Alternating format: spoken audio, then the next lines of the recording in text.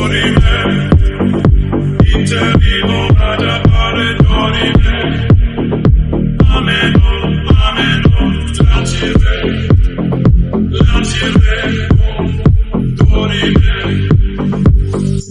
வீப்ளே trending நேயர்கள் எல்லாருக்குமே வணக்கம். நான் ஐசக். இன்னைக்கு வலைப்பேச்சந்தன் அவர்களுடைய நிறைய பேச்சுகள், அப்படி என்ன பேச்சுகள்னா வலை வீசுறாரு அப்படின்றத தெரிஞ்சுக்கலாம் வாங்க.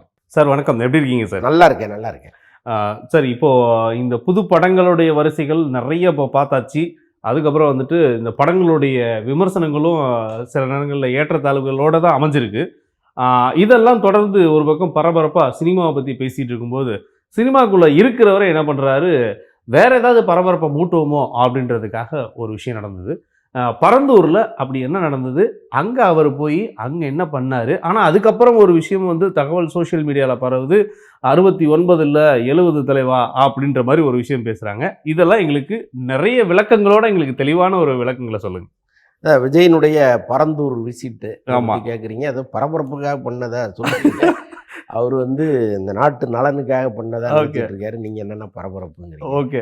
ஆக்சுவலாக அந்த பரந்தூர் விமான நிலையம் அங்கே வரப்போகுதுங்கிறதுக்காக அந்த ஊர் பகுதி மக்கள் வந்து ஒரு 900 நாட்களாக போராட்டம் பண்ணிட்டு இருக்காங்க. பல்வேறு அரசியல் தலைவர்கள் எல்லாமே போய் அவங்களுக்கு ஆதரவாக இருக்காங்க. ஆளுங்கட்சியை தவிர மற்ற ஆல்மோஸ்ட் எல்லா கட்சிகளுமே போய் அவங்களுக்கு ஆதரவு தெரிவிச்சிருக்காங்க.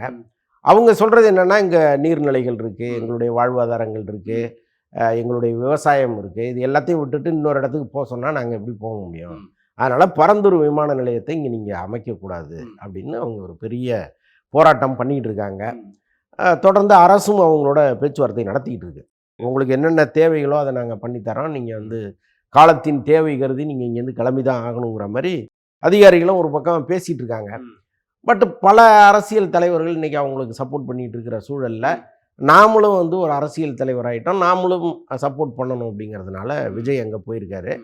விஜய் அங்கே போன பிறகு அது வந்து ஒரு பெரிய அட்டென்ஷன் கிரியேட் ஆகிருக்கு. ஆக்சுவலாக நேஷ்னல் மீடியா வந்து எல்லாருமே வந்து இறங்கிட்டாங்க. அதுக்கு முன்னாடி வந்து சின்ன சின்ன தலைவர்கள் போனாலும் சரி, கொஞ்சம் பெரிய தலைவர்கள் போனாலும் சரி, அது ஒரு செய்தியாக இருந்தது. அதை தாண்டி வந்து அதை பற்றி பரபரப்பான ஒரு விவாதங்களெல்லாம் மாறினது இல்லை.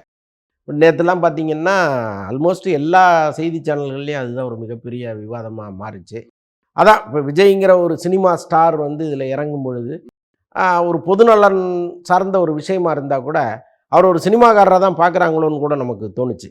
ஏன்னா இப்போ எப்போவுமே இந்த மாதிரி புரட்சிகள் போராட்டங்கள்லாம் நடக்கும் பொழுது அந்த 18-20 வயசு பசங்க பைக் எடுத்துக்கிட்டு அந்த பக்கம்லாம் வந்திருக்காங்களான்னா கிடையாது. யாரோ கத்திட்டு இருக்காங்க, நமக்கு என்னன்ட்டு போயிட்டு இருப்பாங்க. கூட்டம் கூட்டமாக அங்கே வர ஆரம்பிச்சிட்டாங்க. இத்தனைக்கும் காவல்துறை கடுமையான கட்டுப்பாடு, இத்தனை பேர் தான் வரணும், இதை தாண்டி வரக்கூடாது, ஊர் மக்கள் வரக்கூடாது, அதாவது அந்த அந்த அங்கே கூட்டம் சேர்த்துடக்கூடாது விஜய்ங்கிறதுல ரொம்ப தெளிவாக இருந்தாங்க. அதே மாதிரி முன் அனுமதி பெற்றவர்களுக்கு மட்டுமே அங்கே அனுமதி கொடுத்தாங்க.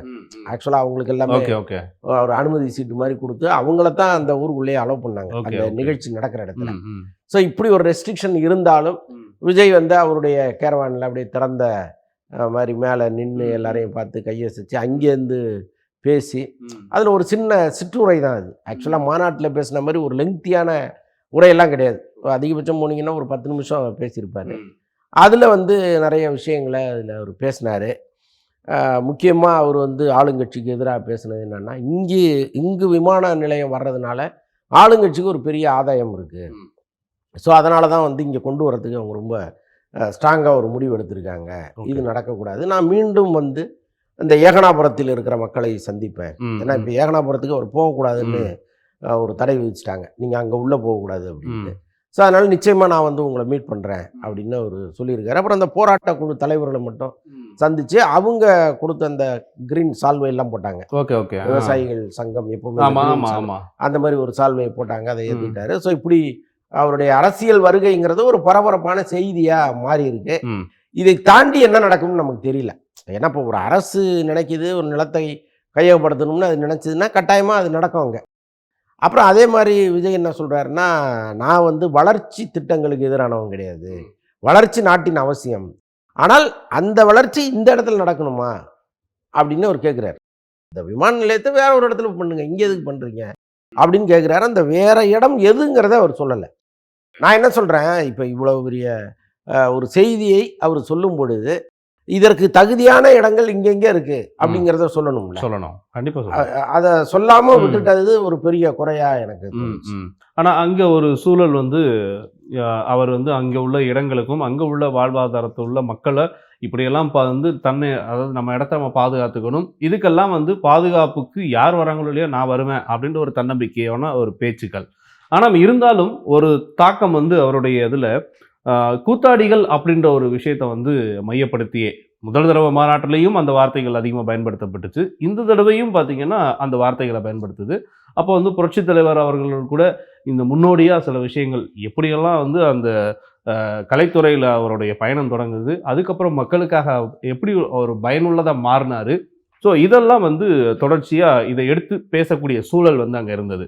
ஸோ மீண்டும் வந்து அந்த சினிமா வட்டாரத்துக்குள்ளேயே பேச வேண்டிய சூழல் கூட தான் இன்னும் இருக்கிற மாதிரி இருக்குது அந்த பேச்சுக்கள் அனைத்தும் பார்த்தா. இல்லைங்க, ஒரு நடிகர் அரசியலுக்கு வரும்பொழுது அவரை கூத்தாடின்னு எதிர்க்கட்சிகள் விமர்சனம் பண்ணுறது சகஜம்தான். இன்னொன்று, நடிகர்களுக்கு பெருசாக அறிவில்லை அப்படிங்கிற மாதிரி தான் இங்கே ஒரு பெரிய பார்வை இருக்குது. பட் அப்படி சொல்ல முடியாது. இப்போ பிரகாஷ் ராஜ் எல்லாம் இங்கே அரசியல் குறித்து அவ்வளோ தீர்க்கமாக பேசுகிறாரு. அப்போ தெரிஞ்சுக்கிற விஷயந்தான். நீங்கள் அவங்களுக்கு அறிவில்லைன்னு பொத்தாம் பொதுவாக நம்ம சொல்லிட முடியாது. இதே திரைத்துறையில் இருந்தவர் தான் கலைஞர், இதே துறைத்துறையில் இருந்தவர் தான் அண்ணா, இவங்கெல்லாம் எவ்வளோ பேரறிஞர்களாக இருந்தாங்கங்கிறத நம்ம பார்த்தோம். கண்டிப்பாக. ஸோ அப்படி இருக்கும்போது ஒரு நடிகனை இவன் நடிகன் தானே அப்படின்னு பார்க்கக்கூடாதுங்கிறது தான் விஜயனுடைய அடிப்படை ஆதங்கமாக இருக்குது. அதனால தான் பல இடங்களில் அதை பதிவு பண்ணிகிட்டே இருக்கார். கண்டிப்பாக. கூத்தாடிங்கிற வார்த்தையை பயன்படுத்தாதீங்க, கூத்தாடிகள் தான் இன்னைக்கு இப்படி வந்திருக்காங்க அப்படி வந்திருக்காங்க. எம்ஜிஆர்லாம் ஒரு உதாரணம் காட்டுறேன். ஸோ அதனால் அந்த வார்த்தையை அவரை ரொம்ப ஹர்ட் பண்ணுதுன்னு நினைக்கிறேன். பட் நான் என்ன சொல்கிறேன், அதை அழிப்பது போல் அவர் பல விஷயங்களை செய்யணும். இப்போ நீங்கள் அவர் பார்க்குற பார்வை வந்து அப்படி தானே இங்கே பார்க்குது இந்த சமூகம். அப்போ நீங்கள் நான் பாரு முற்றிலும் வேறொன்னா இங்கே இருக்கேன் பாரு, நான் என்னுடைய அரசியல் அறிவு எப்படி இருக்குது, என்னுடைய அரசியல் முதிர்ச்சி எப்படி இருக்குது, நான் என்னெல்லாம் இங்கே செஞ்சுருக்கேன் அப்படிங்கிறத ஒரு எதிர்காலத்தில் இங்கே ஒரு விதை மாதிரி போடணும். ஸோ அப்போ தான் இந்த பார்வை முதல்ல மாறும். கண்டிப்பாக கண்டிப்பாக. ஏன்னா சில நேரங்களில் வந்து இந்த கொள்கைகளும் கோட்பாடுகளும் வந்து என்ன நிர்ணயிக்குது, நாங்கள் இதைத்தான் வந்து நிர்ணயிச்சிருக்கோம் அப்படின்றது முடிவுக்கு சில நாட்கள் வந்து தேவைப்படும். ஸோ கண்டிப்பாக அதெல்லாம் வந்து மக்களை வந்து சந்திக்கும் பொழுது தான் இது இப்போ தான் அந்த முதல் சந்திப்பாக இதை ஆரம்பிக்கிறேன் அப்படின்னு சொல்லிட்டு, அதாவது விவசாயிகளுடைய ஆசீர்வாதமாக இந்த இடத்த நான் எடுத்துக்கிறேன் அப்படின்ற ஒரு விஷயத்தையும் சொல்லியிருந்தார். பட் அதுக்கப்புறம் வந்துட்டு சில சோஷியல் மீடியாவில் பார்த்தீங்கன்னாக்கா அவருடைய வாகனத்தை வந்து அவருடைய வாகனத்தில் இந்த மாதிரியான சில விஷயங்கள்லாம் இருக்குது அப்படின்னு சொல்லிட்டு, ஆனால் எத்தனையோ இதுக்கு முன்னாடி வந்து பல கேரவனில் இந்த மாதிரி எல்லாம் பயணம் பண்ணியிருக்காங்க, பிரச்சாரங்கள் பண்ணியிருக்காங்க. பட் அந்த வண்டியை விட இந்த வண்டி ரொம்ப ஸ்பெஷலான ஒரு இது அப்படின்றதையும் திசை திருப்பும் விதமாகவும் அது நடந்தது. அப்புறம் சோஷியல் மீடியாவில் இன்னும் சில முக்கியமான செய்திகள் பார்த்தோன்னா, தளபதியோட 70வது படத்துக்கு ஒப்பந்தம் வந்து கையெழுத்து ஆயிடுச்சு அப்படின்ட்டு. இது வந்து உண்மையா? இல்லை, அது வந்து மேக்ஸிமம் ரூமராக தான் இருக்கும். அவர் ரொம்ப 69ஓட முடிச்சுக்கிற மாதிரி ரொம்ப தீர்மானமாக இருக்கார். என்னன்னா அது யாரோ எங்கிருந்தோ கிளப்பி விடப்பட்ட ஒரு தகவல் தான். நம்ம விசாரிக்கும் வரைக்கும் அப்படி ஒரு விஷயம் இல்லைங்கிறது தான் நம்ம புரிஞ்சுக்க வேண்டியதாக இருக்குது.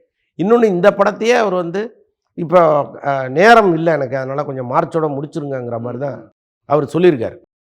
இப்போ அவருக்கு நேரம் இருந்தால் இன்னொரு படம் பண்ணலான்னு தான் நான் நினைப்பார். பட் அவருக்கு நேரமே இல்லாததுனால தான் இந்த படத்தையே சீக்கிரம் முடிங்க. இதுக்கப்புறம் வந்து அவர் அரசியல் ரீதியாக பல விஷயங்களை திட்டமிட்டு வச்சுருக்காரு.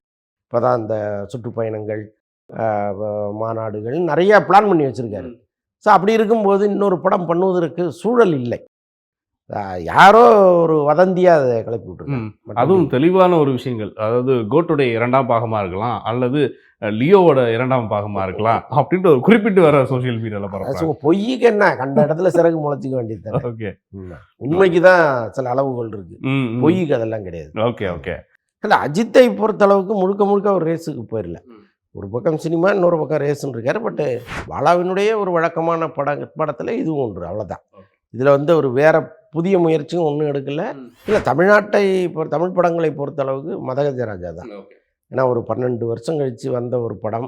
இவ்வளோ நேரம் ரொம்ப சிறப்பான பேச்சுக்கள், அப்படி என்னென்ன படங்கள், என்ன மாதிரியான வித்தியாசங்கள். ஆனால் இந்த கதாநாயகன் வந்து ஒரு இடத்துல போய் இப்படியெல்லாம் பேசியிருக்காரு. அந்த பேசின விஷயங்கள்லாம் எப்படின்றத சஸ்பென்ஸை தொடர்ந்து இன்னும் என்னென்ன பேச போகிறான்றதை 2ஆம் பகுதியில் தெரிஞ்சுக்கலாம் வாங்க.